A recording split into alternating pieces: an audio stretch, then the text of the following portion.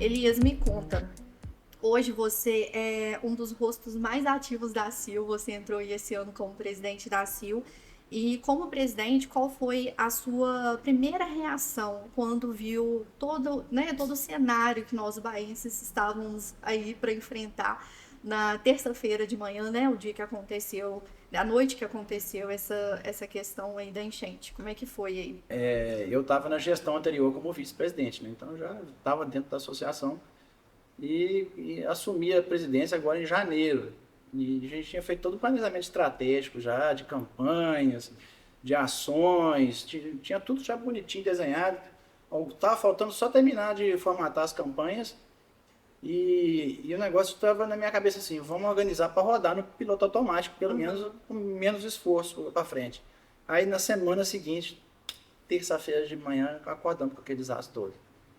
A primeira coisa foi assustado com tudo que tinha acontecido. Aí depois começou todo aquele trabalho de salvar vidas, de ajudar pessoas e tudo isso. A gente foi solidário, começamos a fazer campanha de arrecadar, distribuir as coisas. Começamos a coletar água lá, entregar máscara, enfim.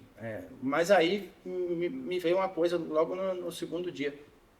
O que vai fazer com isso tudo depois que acabar de limpar? Né? Aí eu comecei a pensar estrategicamente, eu e mais os diretores da Silbar, uma forma que a gente pudesse ser mais proativo com o que viria depois. Eu lancei um formulário online no dia 25. E, né, pode ser sincero, a expectativa não era tipo assim, que muitas pessoas iam responder, não. Falei assim, o pessoal não vai dar muita ideia para isso, não, porque eles estão preocupados em limpar, Sim. desobstruir, tirar o lixo. E eu acho que. Mas eu vou tentar. Aí fiz um formulário e lancei. Primeiro dia deu 77 respostas. Pessoal, não superou a expectativa. O segundo dia foi para 240. Hoje nós estamos com 1.490 respostas. Bastante O mesmo. foco do formulário que a gente fez, a princípio, era somente para fazer um levantamento. Só que esse formulário nosso aí, eu gerei já 4 versões desse mesmo documento que vai atualizando, né? Sim. O relatório de impacto econômico. Então, todo esse relatório de impacto econômico que eu fui gerando foi enviado para o governo do Estado, através do secretário do Governo Econômico, através de outros assessores. A prefeitura usou esses dados para enviar para o governo federal e eu entreguei um relatório desse na mão do presidente da República, né, mais os nossos ofícios pedindo benefícios, prorrogações, enfim, tudo isso. Mas a gente não sabia que o formulário seria tão importante para poder. Ó, tudo isso que está acontecendo hoje, que está vindo para o bar, foi tudo baseado no formulário Naqueles formulários. e do relatório de impacto econômico que eu gerei. Isso que eu ia te perguntar sobre esses relatórios, sobre esses números que vocês já levantaram, o que a gente pode tirar de informação dele prático, assim, para quem está escutando a gente? Você fez esses relatórios, enviou para as autoridades, mas quais desses números é palpável, algo que a gente pode entender e ter esse conhecimento? Sim, esse relatório ele é muito claro em várias partes, e inclusive ele tem projeções, ele tem visualizações de impacto. Um número que é preciso, por exemplo, eu fechei o último relatório no sábado à tarde. Então, de sábado até hoje, e já tem mais uma amostragem de dados.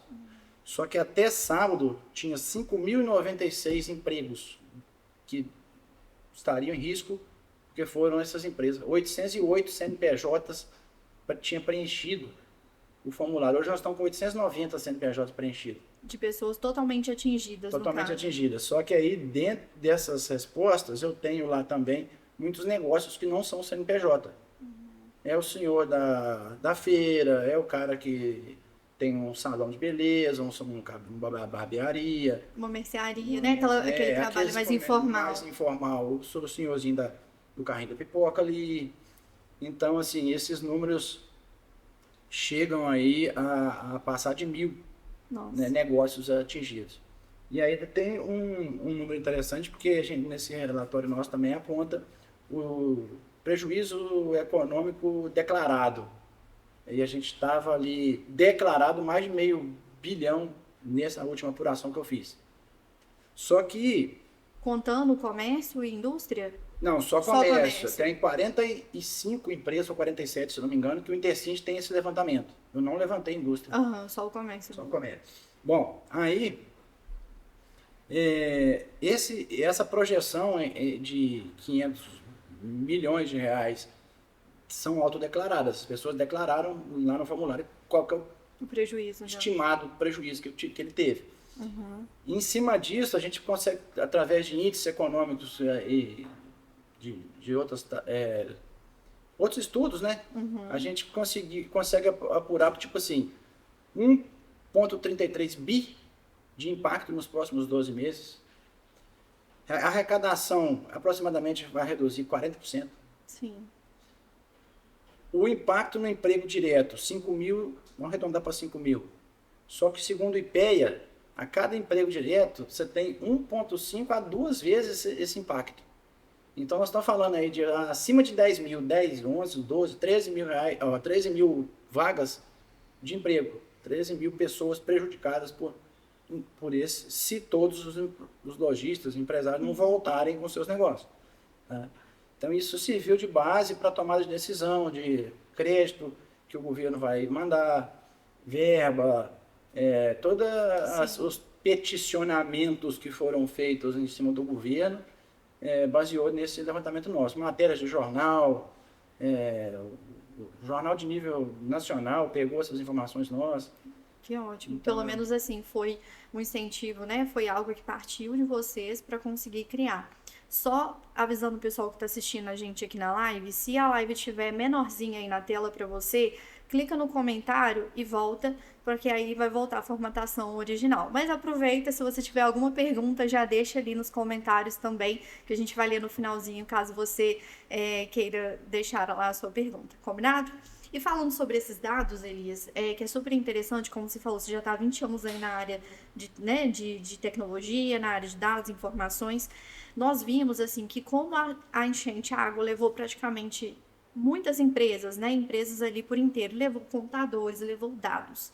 Aquelas empresas que não tinham armazenamento, não tinha nenhum sistema, o que você acha que eles poderiam fazer? Como que a tecnologia, né? O que a tecnologia poderia ajudar a acelerar o processo aí de reestruturação dessas empresas pequenas?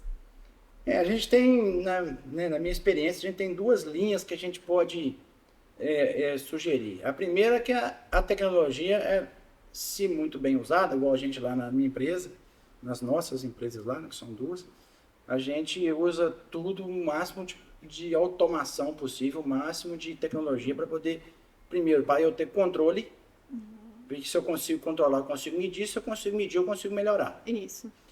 E outra coisa é ter agilidade, não ter retrabalho, não ter que refazer a informação. Então vamos pegar um pequeno e vamos pegar um grande, para a gente ter essa mesma análise. Um básico, por exemplo, de um software online hoje na nuvem, que controla estoque, emite nota, faz tudo, você vai pagar aí menos de R$100 um software desse. Você vai controlar seu estoque, você vai controlar todas as suas vendas, você vai ter a visão, que é aquela parte que você faz com grande sucesso, que é planejamento financeiro, né?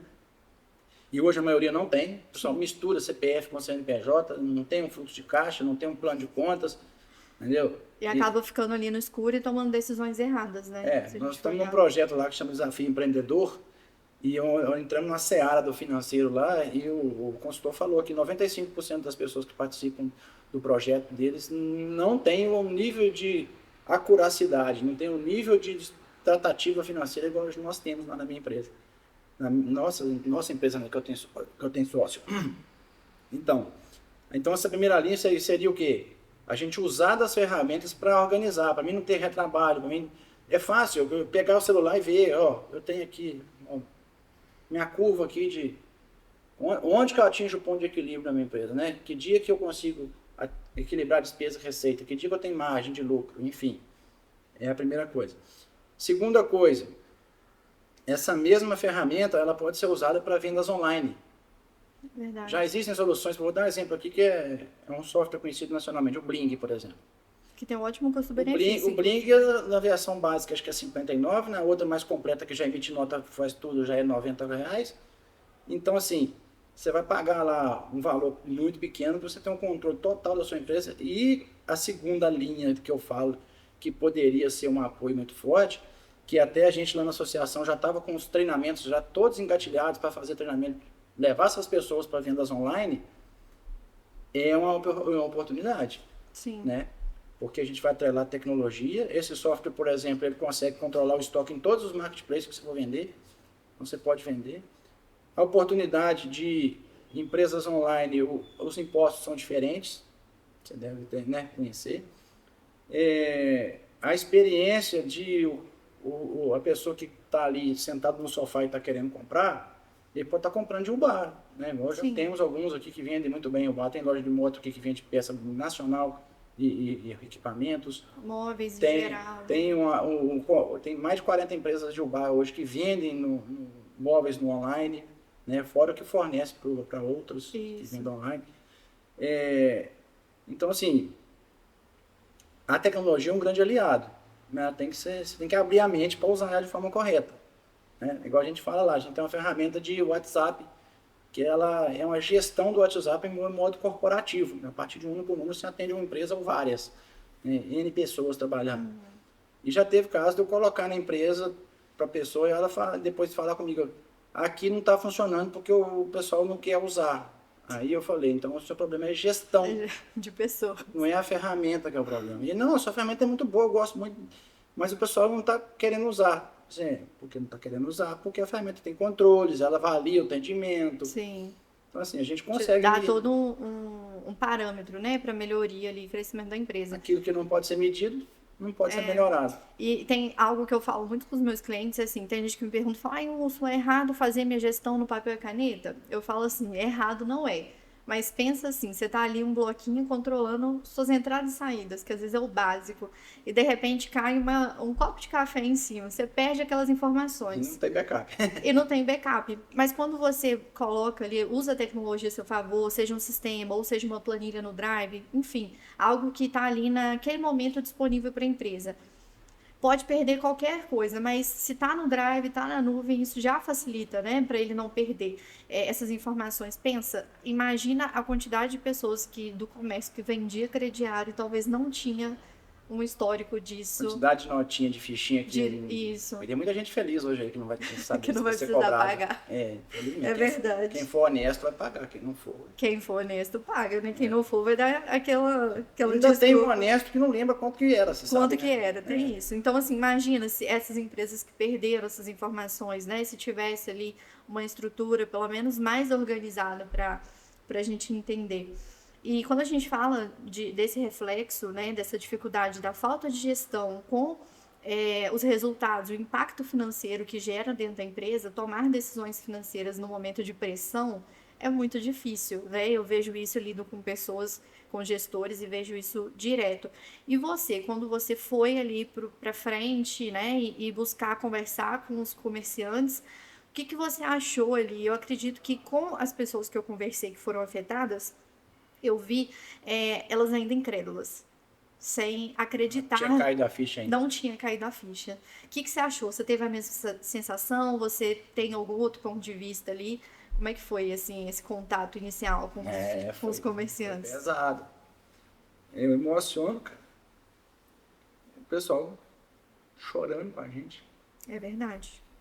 E entender, né, o que estava acontecendo e saber... O empresário chegar do pé de você e desabar em lágrimas. É puxado, cara. É verdade. E assim, hoje, né, ainda bem que você está aí na frente da CIL, buscando, né, lutando pelos direitos do comerciante, né, pelos direitos desses gestores, talvez pequeno, igual você falou, do pipoqueiro, do senhorzinho da mercearia. E aí, quando a gente olha para esses pequenos empresários que talvez não tinham uma estrutura, não entende talvez de imposto, vende hoje, não tinha uma reserva. E aí a gente vê com relação a posicionamento da CIL, como que vocês hoje estão buscando ali ações concretas, seja com órgão público, com bancos ou com parceiros, para apoiar de fato essas pequenas empresas, né, os comerciantes que foram atingidos? Então, eu entendi que a gente tinha que pensar depois que as ajudas familiares, o pessoal da mídia já estão indo embora, né? Você já viu que já não está todo mundo mais com aquele mesmo Fôlego ali. fôlego ali, né? Então, o que que nós... Primeiro, vamos ver o que que a gente consegue fazer via os nossos contatos. Então, a Federaminas, Sebrae, os contatos que a gente tem no governo, a gente partiu para cima mandando ofício, pedindo isenção de imposto, pedindo prorrogação, pedindo linha de crédito, tudo isso nós fizemos. Mandamos ofício, diretos por nós, ou até através de outras pessoas que são influentes, né? A gente tem lá hoje psicólogo para poder ajudar as pessoas a botar a cabeça de volta, igual você falou ali, a cabeça está, né, turbulenta, quente. Então nós temos a Silbaldi de graça e não precisa ser associado. Pode ser associado ou não. Tem esse acesso disponível. Esse acesso disponível lá, psicólogo, só agendar lá e mandar um WhatsApp. Tá? 3531-5311 é o WhatsApp e telefone fixo. Nós temos assessoria jurídica e tributária, também sem custo. O cara perdeu todos os documentos, como é que eu faço? Como é que eu baixo meu estoque sem gerar imposto? O estoque foi perdido, né? Então, nós temos assessoria jurídica e tributária. Nós criamos um fundo próprio nosso, nós abrimos uma conta exclusiva no banco e essa conta está captando PIX. De diversas pessoas, né, entidades que quiserem doar. Só que eu quero fazer até um apelo. As pessoas acham que empresário não precisa de ajuda, né? Todo mundo acha que só porque eu tenho empresa eu tô com dinheiro sobrando. E não é a realidade hoje da maioria dos brasileiros, né? A maioria está girando com aquilo que ele produz no mês. E aí um mês para ele ter tido, no outro já não tem como fazer. E outra coisa, nós temos que ajudar as pessoas. Claro, por trás de todo CNPJ tem um CPF. Sim. E, no mínimo, uma família depende desse CPF. Em alguns casos, 50, 60 famílias dependem de um único CNPJ. De aquele negócio existir para que 50 famílias tenham que comer. Né? Que é o caso, por exemplo, a Esporte Legal tem 44 lá, que eles declararam lá, né? Entre outras aí. E aí também a pessoa fala, porque o grande... Tá, mas o grande também teve um grande prejuízo. Foi proporcional, né? Foi proporcional, entendeu? O Leandro falou que teve um prejuízo de 9 milhões. Aí o cara da loja declarou, o outro declarou 20 mil reais, o outro declarou 1 milhão. Enfim, cada um proporcional aquilo que já... Então eu acho assim, que todo mundo está no mesmo barco. Né? É lógico que tem alguns empresários que têm estruturas, têm outros negócios, enfim, isso não é o mérito da questão. Só que o impacto foi geral. Isso não é só no bolso do cara, não. Isso é no bolso de todo mundo. Por quê? E vai fechar a empresa dele. Quantos empregos você vai deixar de gerar? E é ali um efeito dominó, né? E o que você falou, né, me veio à memória com relação ao que aconteceu há quase 2 anos atrás no Rio Grande do Sul, que também foi devastado pela enchente, fortes chuvas, e lá foi uma proporção muito maior do que a gente vive hoje, porque foram muito mais cidades, né, e lá a parte de agricultura, no caso aqui o nosso é polo moveleiro e o comércio, lá é agricultura, e eles entraram junto com o governo federal e criaram a transação SOS Rio Grande do Sul, que diminuía quase 100% as multas e os impostos ali nos juros dos impostos federais. E eu acho muito interessante, às vezes, a gente conectar com algo que eles movimentaram e talvez trazer essa força da CIL, trazer essa força também, às vezes, do Intercind, para a gente conseguir, às vezes, explorar outras esferas. Porque quando a gente prorroga o Simples Nacional, a gente está prorrogando agora março para pagar daqui a uns meses, mas daqui a uns meses tem também o Simples Nacional daquele mês. Então, vai dar 2 meses de Simples Nacional. Então, assim, às vezes, a pessoa que está prorrogando agora é porque realmente a empresa não está funcionando, ou ela não tem caixa para isso. Mas por que não, às vezes, a gente buscar outras esferas, né? Movimentar a nossa cidade Juiz de Fora, Matias Barbosa, que também foi afetada, para conseguir trazer com que o poder público consiga ajudar.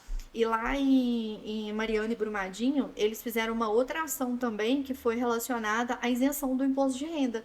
Todos os benefícios que eles receberam tiveram isenção do imposto de renda. Então, hoje, várias pessoas, né, na pessoa física também, estão recebendo auxílios, enfim. E aí, juntando todos esses auxílios, eles tiveram lá a isenção do imposto de renda, e poderia ser algo até interessante para trazer para a gente também, né? Mas como você disse, são muitos ofícios e a gente tem que batalhar para conseguir ser ouvido, né? A gente está pedindo tudo, mas você falando aí da experiência de outros lugares, hoje foi aprovada uma lei aqui na cidade, na Câmara Municipal, graças a gente estar conectado com outros lugares que tiveram problema. Itabirito, né, foi uma cidade devastada também com enchente.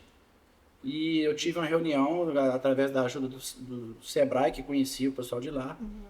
E a secretária de Desenvolvimento Econômico lá passou para mim tudo que eles fizeram, a lei, o decreto, tudo que eles fizeram, passou para a gente. A gente foi até a prefeitura, o prefeito comprou ideia com a gente. Segunda-feira, agora dessa semana, o projeto foi lido na Câmara e foi aprovado hoje. Que ótimo. Criando um fundo para captar recursos para ajudar os empresários, né? A prefeitura já aportou já prometeu aportar 2 milhões de reais nesse fundo, que é o começo do fundo, né? A ideia é que, né, a gente consiga trazer mais recursos de outras entidades, Sim. públicas ou privadas, mas a vitória mais interessante é que a gente conseguiu uma forma legalizada de captar esses recursos e abrir espaço para que outros possam aportar no fundo. Porque se fosse um fundo privado, igual o nosso pedido de Pix lá da Silbar, ele não arrecadamos nem 40 mil ainda. O que eu vou fazer com 40 mil? Eu vou dar 50 reais para cada um? Né? Então a gente está pedindo, seguindo essas duas frentes. Nós estamos copiando aquilo que deu certo. Então hoje teve uma coisa muito interessante, que foi a aprovação dessa lei, e a gente vai poder agora trabalhar em cima disso. Vai ser criado ainda um comitê. Esse comitê tem participação da prefeitura e das entidades, que é Sebrae, Intercinde, Adubar, Sil, Funir também vai estar junto. E será lançado um decreto que vai normatizar isso aí. Quem pode pegar, quando, como. Isso que eu ia perguntar, se já tem isso pré-estabelecido ou isso ainda está sendo não criado. tem. Ótimo. Porque não adiantava criar isso antes, porque se a lei não existisse. Não existisse. Então a lei foi aprovada hoje na Câmara Municipal, ela vai ser sancionada pelo prefeito, e aí em cima sai um decreto normatizando Tem muita gente me ligando, me perguntando como é que faz para pegar o dinheiro. Assim, calma, porque tudo está sendo feito. Para ser justo, né? Para ser justo, e outra coisa, é muito grande o volume. Se fosse 10 pessoas, você pegava o dinheiro, dava para 10 pessoas e resolvia o negócio. Só que nós estamos falando de 900 CNPJ, fora os autônomos, informais, a psicóloga, o advogado, enfim, é muita coisa. E a gente não pode meter os pés pelas mãos. Se eu quiser, por exemplo, jogar por água abaixo todo o nome de uma instituição, é só eu fazer uma coisa errada. Eu faço 100 coisas certas e eu faço uma errada e eu jogo o nome da instituição de 100 anos pro buraco. Isso. Entendeu? Eu sei que você também é da área de neurovendas, né? Você gosta de falar de vendas, foi especializando nisso. E eu vi algo que foi muito sensível nessa volta do comércio das pessoas que não foram diretamente atingidas, né? Que é como não ser insensível para fazer voltar as vendas, como não, às vezes, postar algo e estar querendo aparecer demais. Eu escutei muito isso, de pessoas ainda pisando em ovos porque está numa situação delicada. E você, né, entendendo muito dessa área, o que você acha agora, um recado aí para quem está assistindo a gente, quem vai assistir depois, as pessoas que não foram atingidas, mas que precisam trabalhar, o boleto está chegando, como que eles podem se posicionar, como que eles podem aí direcionar a empresa daqui para frente? Primeiro a gente tem que explicar um pouquinho sobre neurovendas, né? O que é neurovendas? Em linhas gerais, é a experiência do cliente que faz ele comprar o seu produto, né? E eu acabei me especializando de certa forma, porque eu sou de ler muito, então eu já li vários livros de vendas, técnicas de persuasão, O último livro que eu li que compôs todo esse conceito na minha mente, que eu criei um concurso, chama Venda à Mente e Não ao Cliente. Então, ali eu falei, peraí, precisamos todos aí, que eu tenho conteúdo aqui para montar um curso. Eu montei uma palestra e eu tenho um curso para 4 horas de treinamento. Mas, enfim, em síntese, é a experiência do cliente que às vezes a pessoa compra ou não compra. Tá? Em neurovendas a gente tem 3 coisas. O nosso cérebro tem 3 áreas. O id, o ego e o superego. Né? Também é chamado de cérebro límbico, não sei o que lá. Mas o que nós temos? Essas 3 são os decisores, ou que interferem na decisão. O id é o seu ser primitivo. Então, se você estiver com fome, num lugar que se um prato de comida custa R$500, se só tiver aquele prato, você vai pagar R$500 naquele prato de comida. E tem o ego e o superego. O ego e o superego são os dois que, tipo assim, um é razão e o outro é emoção. E eles estão brigando lá, tipo assim, não faz isso não, porque o pessoal vai pensar feio de você. Não faz sim, porque se você, eu gosto disso, entendeu? Eu quero fazer isso. Então, o estudo de neurovendas, da neurociência, o que ele faz? Ele usa, inclusive, de arquétipos para você influenciar a mente. Né? O Freud descobriu a psicanálise. Jung foi um estudioso que descobriu como influenciar a mente de forma coletiva. Né? Então, através de cheiro, de experiência de tato. Então, o que a gente pode fazer isso trazendo para a prática? Por exemplo, a minha loja precisa ser limpinha e cheirosa, bem organizada, um monte de coisa pendurada. Tem gente que tem fobia disso, a pessoa entra na loja e sai. Porque tem gente que não consegue viver perto de coisas desorganizadas. Então, se sua loja for limpa, organizada, cheirosa, um som ambiente, as cores também influenciam, as pessoas poderem tocar no produto, né? Tem gente que é sinestésica, quer colocar a mão. Outros quer comprar no digital, não tem problema. Mas a experiência do cliente quando ele chega na sua empresa, bem recebido, oferecer um cafezinho para ele. Qual loja que um bar te oferece um cafezinho? Poucas, né? Então, essa experiência do cliente tem tudo a ver com neurovendas. Se for trazer para uma coisa minimalista agora para poder dar uma dica, o cara já fez o mais difícil, ele já foi dentro da sua empresa. E já chegou dentro do seu negócio. Então, o que você tem que fazer? Acabar de fazer o resto, porque mais da metade já fez. Ele já saiu da casa dele e foi na sua empresa. No seu comércio, enfim. Sim. Proporciona uma experiência que ele vai comprar o produto. Assim, você já viu a pessoa falando que lá não é tão barato, mas eu sou bem atendido. Né? E aí você chega, a pessoa... ela te faz sentir bem, ela acolhe, mostra boa vontade, né? Você chega numa loja e aí, posso te ajudar? Tá, pode. Eu quero uma camisa. Eu tenho essa. Ela não pergunta a mim, você quer camisa pra quê? Você vai pra praia, você vai num casamento, você vai no podcast da Usme Bank, onde? O que você vai fazer com essa camisa? Qual que é o seu estilo? Você gosta de uma camisa mais social? Você gosta de um negócio mais despojado? Isso é vender, né? E a pessoa veste a camisa e fala assim, veste bem, né? Enfim, isso aí. Então, neurovendas é muito mais profundo, né? Ele tem toda uma forma de você criar um cenário, criar a necessidade de compra. Fazer com que o cliente decida comprar baseado no que você entregou para ele, na experiência que ele teve. Quantas pessoas compram sem precisar daquele produto, mas ele gerou desejo, né? De fato. E aí também, eu não estou esticando o tempo aqui na sua pergunta, mas eu acho que vale a pena. Eu fiz um curso com um cara que chama André Diamant, chama Sexy Canvas, muito famoso aí na internet, aí, nessas áreas de vendas aí. O cara parece meio pancado, mas o negócio dele é muito interessante. E tem fundamento. Né? Ele fala dos 7 pecados capitais para você vender o seu negócio.